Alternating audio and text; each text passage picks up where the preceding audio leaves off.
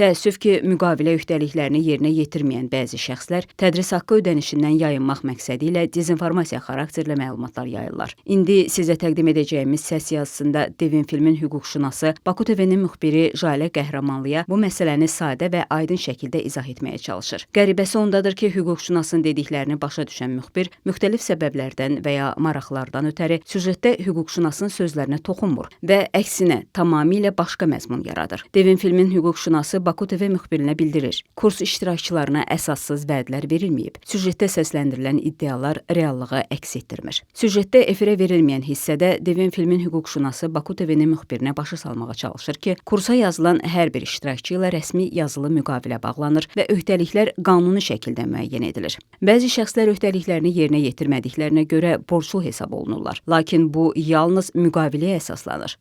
Müqavilədə olmayan hər hansı söz və ya vədin hüquqi qüvvəsi yoxdur.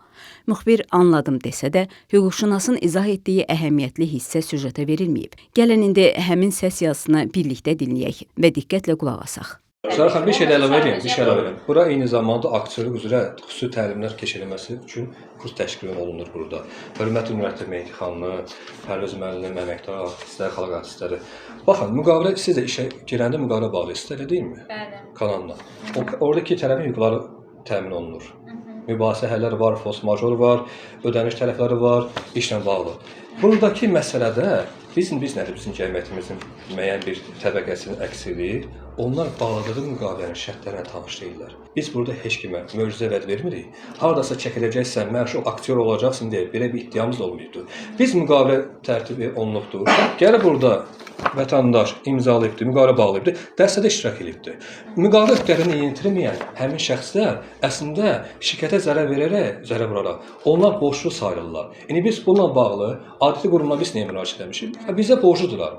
Bizdə həqiqətən müəyyən tələbələr pul verməmək üçün belə dezinformasiya dəstək olurlar. Çünki bunlar müqavilə öhdəliyini yetirmirlər. Demək o deməkdir ki, müqaviləni bu adamlar imzalayıb ki, yəni siz imzalatmışsınız ki, biz sizə garanti vermirik. Kursu bitirdiniz, mütləq də siz gəlin burada. Kurs sadəcə keçilir, öyrədirik sizə. Əgər uyğun olsanız, sizi oradan biz seçib yönləndirəcəyik. Uyğun olmasanız gedin. Sen geldin bizim kursumuza katıldın.